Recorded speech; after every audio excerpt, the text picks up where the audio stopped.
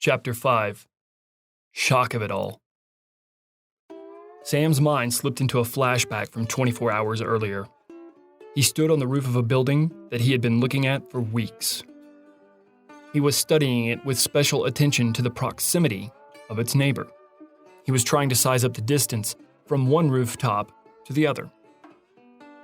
From the ground, it looked like 10 feet. It appeared that this building was only about 5 or 6 foot in height difference. Sam kept telling himself that this would be a piece of cake. He could totally make the distance.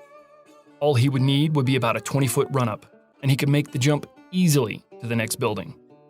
At least, that's what he had been telling himself for weeks.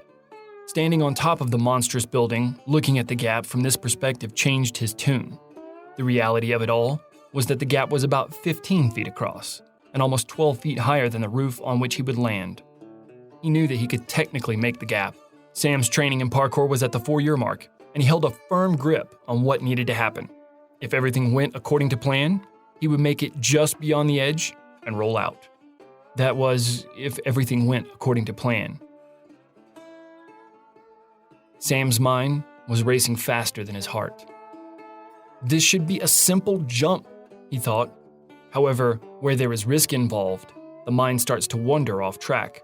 What if his jump was weak, or his foot slipped? Heaven forbid he fell short by only a few inches. After all, he was 10 stories up. You don't get back up from a fall like that. To make matters worse, he was here with his best friend Frank, who was ranting the entire way about how famous they would be for jumping this gap. All of their friends would envy them and try to copy it. For just a brief second, the thought of backing out crossed his mind.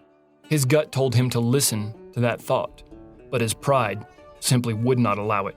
Besides, Frank was already on the other side. He had successfully made the jump, and Sam could not risk appearing like that much of a bitch. This was it. Do or die. The decisive moment. Sam sucked in all of the bravery his lungs could handle. With a powerful exhale, he darted towards the edge of the building. As he reached full sprint, he realized that there was no turning back. He was running way too fast to stop before the edge. The only option now was a full commitment.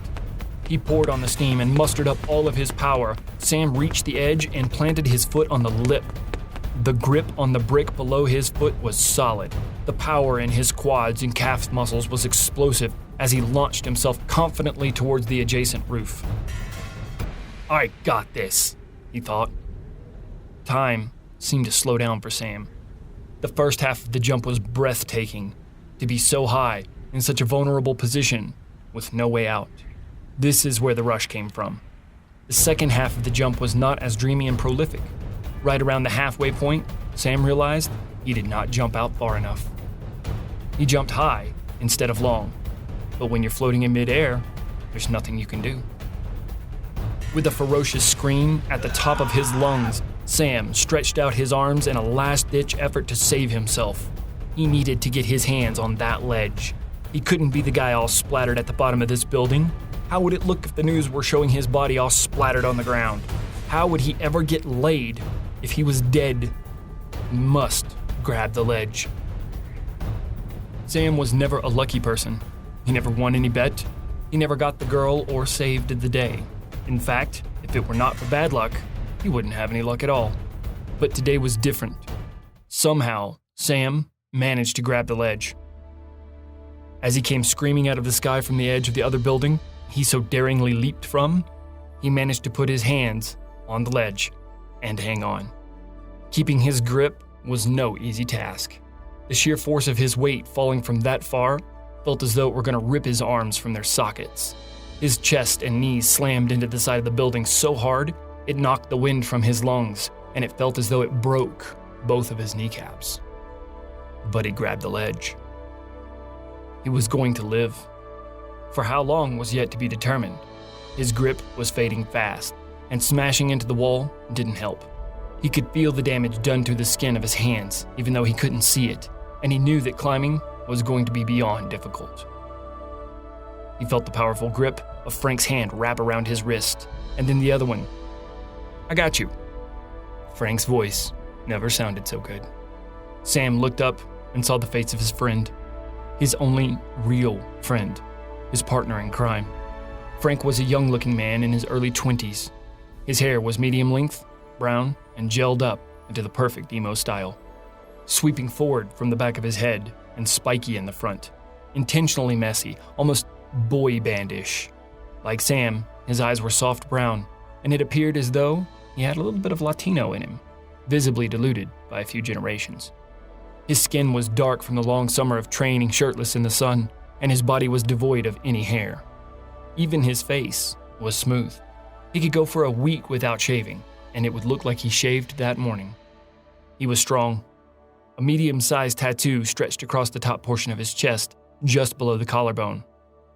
It was a word written in Old English-style lettering done in black with gray shading. It said, Benjamins, with the S made out of a $sign. There was no doubt about it. Frank's number one focus in life was money.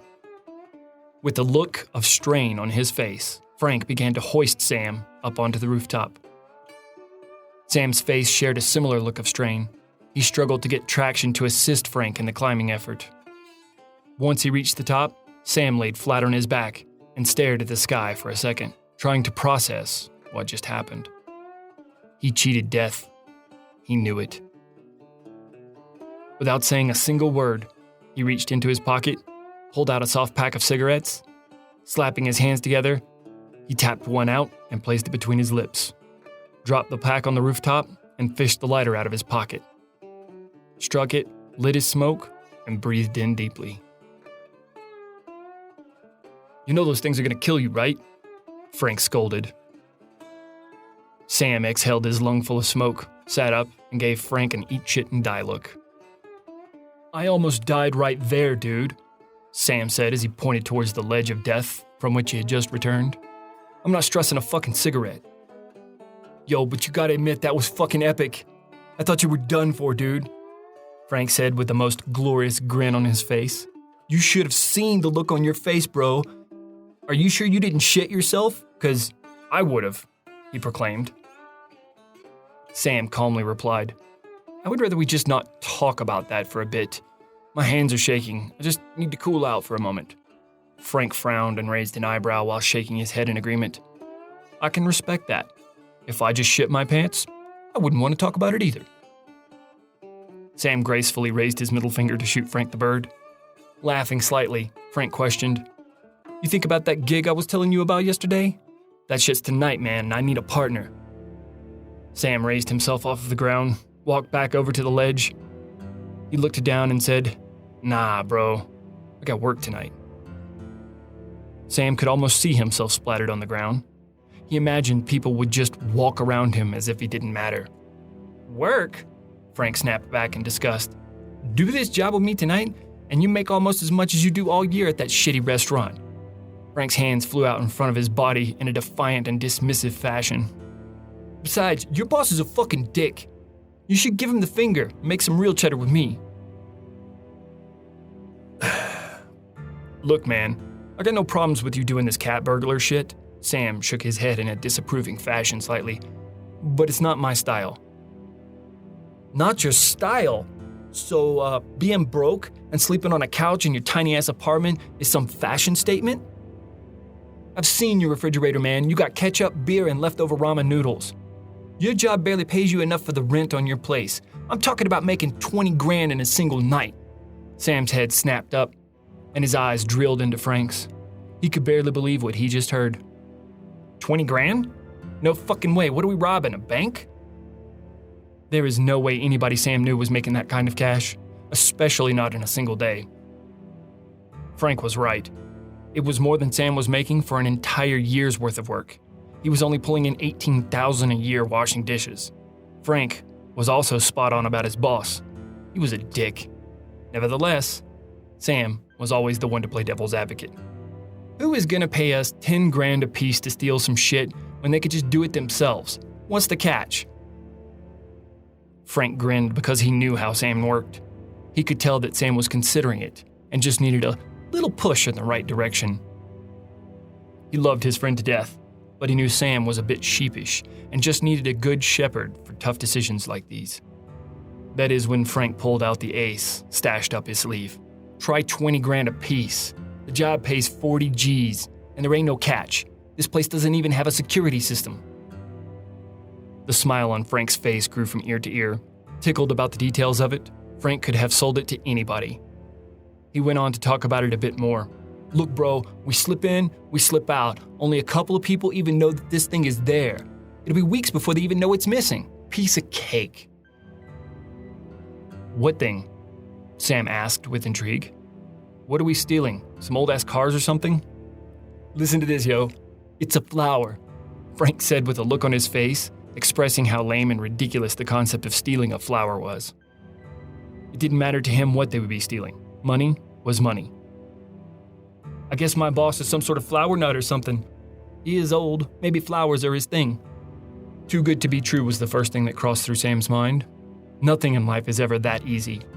But the thought of easy money tends to wash out the reality of that saying, especially when you're talking about easy money to a person who is broke and eating leftover ramen. No matter how hard he worked at his job, there was no way he was going to make that kind of money. Also, it was non-taxable and untraceable. Sam had heard multiple stories from Frank about how easy it all was. He would slip in, swipe something, and that was that. Frank never made any mention about encounters with the police or even security guards for that matter. He always dressed nice, drove a nice car, and lived in a great apartment uptown. His parents were dirt poor, and no way Frank was getting any kind of cash from them. He couldn't be selling drugs. Frank detested the thought of drugs. All of the money he had to have been coming from his rather questionable night job. The thought of getting caught never left Sam's mind, though. He never knew anyone that went to prison, but he had heard enough folklore and urban legends about prison life to want to avoid going there.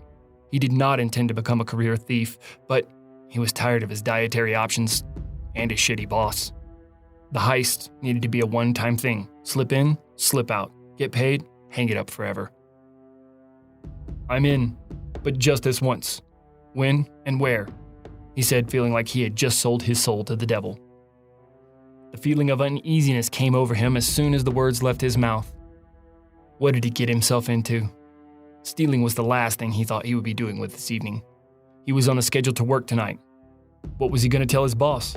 How was he going to get that asshole to let him off this evening with such short notice? What was he supposed to wear?